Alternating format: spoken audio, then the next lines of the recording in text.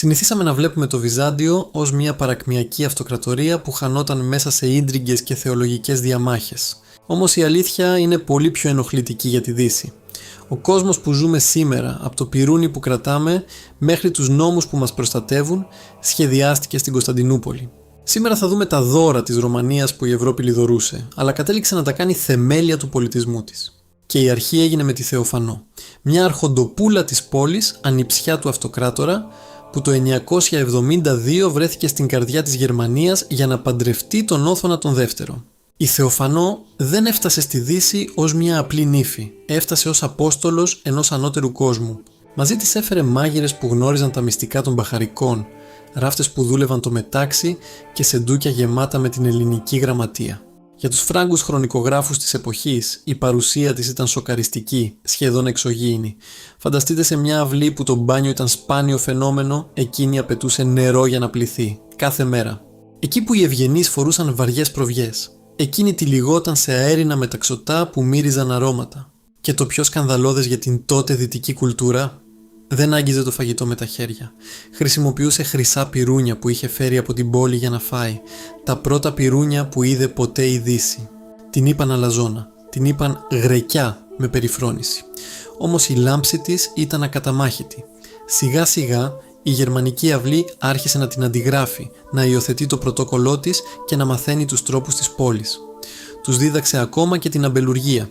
Και όταν ο Όθωνας πέθανε, αυτή η γρεκιά απέδειξε ότι δεν έφερε μόνο πολιτισμό, αλλά και στιβαρή διοίκηση, κυβερνώντας την αυτοκρατορία ως αντιβασίλισσα και συνέβαλε στη λεγόμενη οθωνική αναγέννηση, υποστηρίζοντας τις τέχνες και τα γράμματα.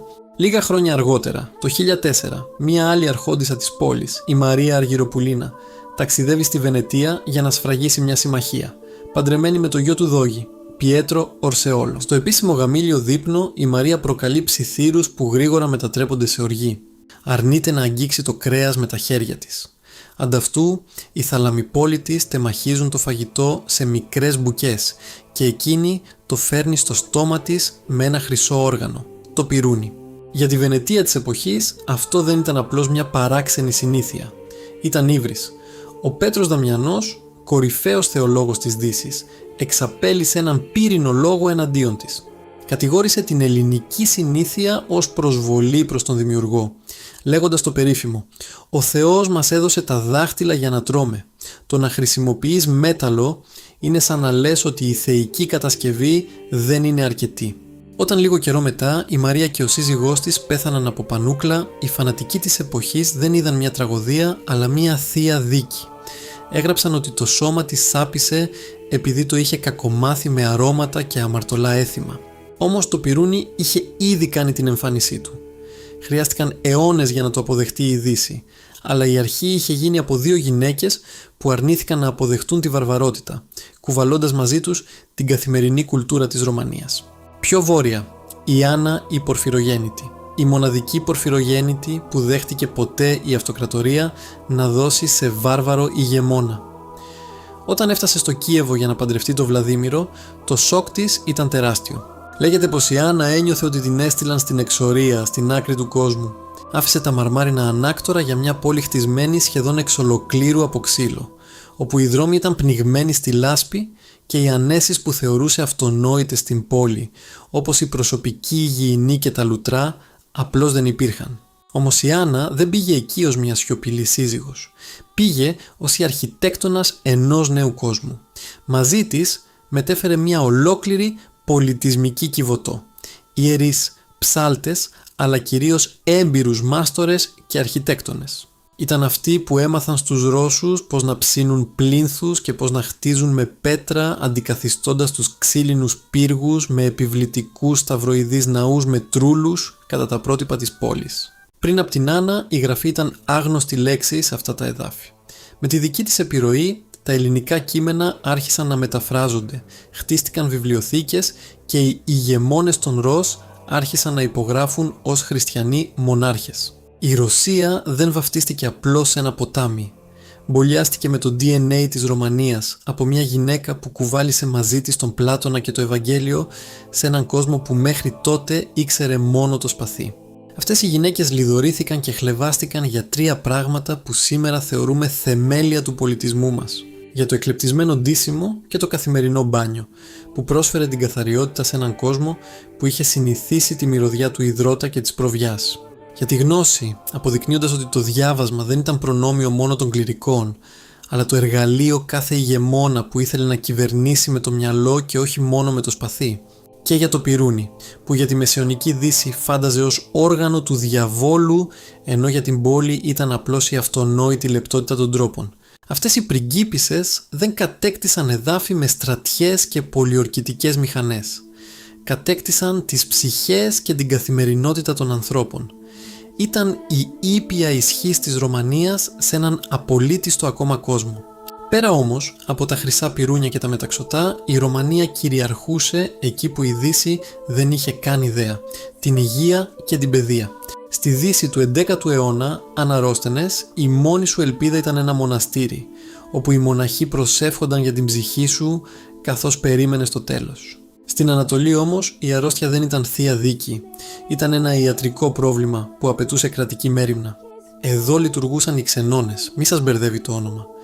Δεν ήταν πανδοχεία, ήταν πλήρως εξοπλισμένα δημόσια νοσοκομεία. Το πιο εμβληματικό παράδειγμα ήταν ο ξενώνας της Μονής Παντοκράτορος που ίδρυσε ο Ιωάννης Κομνηνός. Ήταν ένα ίδρυμα με χειρουργικό τμήμα, οφθαλμολογική κλινική και ξεχωριστές πτέρυγες για άνδρες και γυναίκες. Το τυπικό της Μονής, ο εσωτερικός της κανονισμός, προκαλεί δέος ακόμα και σήμερα. Προέβλεπε μισθωτούς γιατρούς με συγκεκριμένες ειδικότητες, βοηθούς, φαρμακοποιούς, ακόμα και διαιτολόγους που καθόριζαν το μενού των ασθενών ανάλογα με την πάθησή τους. Υπήρχε σύστημα εφημεριών, καθαρά σεντόνια και καθαρό τρεχούμενο νερό, την ώρα που στο Παρίσι και το Λονδίνο τα λίμματα κυλούσαν ακόμα ελεύθερα στους δρόμους. Για τη Ρωμανία, ο πολίτης δεν ήταν απλώς ένας πιστός. Ήταν ένα μέλος της πολιτείας που το κράτος είχε την υποχρέωση να θεραπεύσει. Αυτή η ιδέα της δημόσιας υγείας που σήμερα θεωρούμε θεμέλιο της Ευρώπης δεν γεννήθηκε στο Παρίσι του 19ου αιώνα, αλλά στις γειτονιές της βασιλεύουσας 1500 χρόνια πριν. Και μετά τα νοσοκομεία, η Ρωμανία είχε το ισχυρότερο όπλο της, την παιδεία. Το 425, ο Θεοδόσιος ο Δεύτερος ίδρυσε στην Κωνσταντινούπολη το Πανδιδακτήριο. Δεν ήταν μια απλή σχολή, ήταν το πρώτο πανεπιστήμιο του κόσμου με τη σύγχρονη έννοια. Ενώ στη Δύση η γνώση ήταν εγκλωβισμένη πίσω από τα τείχη των μοναστηριών και προοριζόταν αποκλειστικά για τον κλήρο, στην πόλη η εκπαίδευση ήταν κρατική υπόθεση. Το κράτος χρηματοδοτούσε 31 έδρες για ελληνική και λατινική γραμματεία, ρητορική, φιλοσοφία και δίκαιο. Οι καθηγητές ήταν μισθωτοί δημόσιοι λειτουργοί με πλήρη απαλλαγή από φόρους. Αργότερα, με την δημιουργία του Πανεπιστημίου της Μαγνάβρας τον 9ο αιώνα, η πόλη έγινε ο μαγνήτης του τότε κόσμου για θέματα σπουδών. Στη Δύση, το πρώτο πανεπιστήμιο, αυτό της Μπολόνια, θα χρειαζόταν να φτάσουμε στο 1158 για να εμφανιστεί. Στη Μαγνάβρα δίδασκαν ήδη μαθηματικά, γεωμετρία και αστρονομία κορυφαίοι επιστήμονες όπως ο Λέων ο μαθηματικός από το 855. Το επίπεδο ήταν τόσο υψηλό που στα θρανία της πόλης δεν κάθονταν μόνο Ρωμαίοι. Έφταναν φοιτητές από όλη την Ευρώπη, την Αρμενία, ακόμα και Άραβες λόγοι που διψούσαν για την ελληνική γνώση που μόνο εδώ είχε διασωθεί. Στην πόλη η μόρφωση δεν ήταν προνόμιο της κάστας των παπάδων. Ήταν το εισιτήριο για την κρατική διοίκηση και ο λόγος που η Ρωμανία παρέμεινε το πιο εξελιγμένο κράτος του κόσμου, όταν οι άλλοι ακόμα μάθαιναν να υπογράφουν με σταυρό. Όμως, η πραγματική ισχύ της Ρωμανίας δεν κρυβόταν μόνο στα μεγάλα πανεπιστήμια, κρυβόταν στη βάση της κοινωνίας. Η αυτοκρατορία ήταν ένας τεράστιος μηχανισμός πόλεων. Για να λειτουργήσει, για να εισπραχθούν οι φόροι, να τηρηθούν τα κατάστιχα, να οργανωθεί ο στρατός, χρειαζόταν ανθρώπους που γνώριζαν γραφή και ανάγνωση. Έτσι, ενώ στη Δύση το να ξέρεις να υπογράφεις σε έκανε σοφό, στην πόλη ήταν απλώς τρίτη πρωί. Η πρώτη επαφή με τα γράμματα ξεκινούσε στις αυλές των ενωριών. Τα έλεγαν προπαιδεία ή αλλιώς σχολεία των ιερών γραμμάτων και ήταν τα σχολεία της γειτονιάς. Εκεί τα παιδιά μάθαιναν να γράφουν και να διαβάζουν πάνω στο ψαλτήρι και το Ευαγγέλιο. Και για την μεσαία τάξη που είχε την οικονομική δυνατότητα υπήρχαν οι γραμματιστές, ιδιωτικοί δάσκαλοι που δεν προετοίμαζαν απαραίτητα φιλοσόφους αλλά επαγγελματίες. Το κράτος είχε ανάγκη από συμβολεογράφους, λογιστές και αξιωματικούς. Ακόμα και στο στρατό Η γνώση γραφής ήταν προϋπόθεση. Πώς θα διάβαζε ο εκατόνταρχος τις διαταγές του στρατηγού ή πώς θα κρατούσε τον κατάλογο των προμηθειών. Όταν λοιπόν οι Φράγκοι χρονικογράφοι έλεγαν ότι μόνο οι παπάδες ξέρουν γράμματα, για έναν κάτοικο μιας μεγάλης επαρχίας ή πόλης στη Ρωμανία, αυτό ακουγόταν ως το απόλυτο ανέκδοτο. Δεν ήταν ένας παράδεισος ισότητας, οι ταξικοί φραγμοί υπήρχαν, αλλά υπήρχε και μία υποδομή. Μια συνήθεια αιώνων να διδάσκουμε τα παιδιά μας έστω τα βασικά στις αυλές των εκκλησιών. Στη Ρωμανία διάβαζε ο έμπορος που κρατούσε το τευτέρι του, διάβαζε η γυναίκα που μελετούσε το ψαλτήρι της, διάβαζε ο στρατιώτης που συνέτασε την αναφορά του. Η Ρωμανία είχε τα χαμηλότερα επίπεδα αναλφαβητισμού στον απλό πληθυσμό για αιώνες. Επίπεδα που ξεπεράστηκαν από τη Δυτική Ευρώπη 3 αιώνες μετά την άλωση, δηλαδή περίπου το 1700. Όμως η Ρωμανία δεν άλλαξε τον κόσμο μόνο με τα πυρούνια ή τα γράμματα. Τον άλλαξε με τον τρόπο που οργάνωσε την ίδια την επιβίωση και την ισχύ της. Στο επόμενο μέρος θα δούμε τις μυστικές υπηρεσίες, την διπλωματία, την αρχιτεκτονική και τους νόμους της αυτοκρατορίας που διαμόρφωσαν τον δυτικό κόσμο και τον επηρεάζουν μέχρι και σήμερα.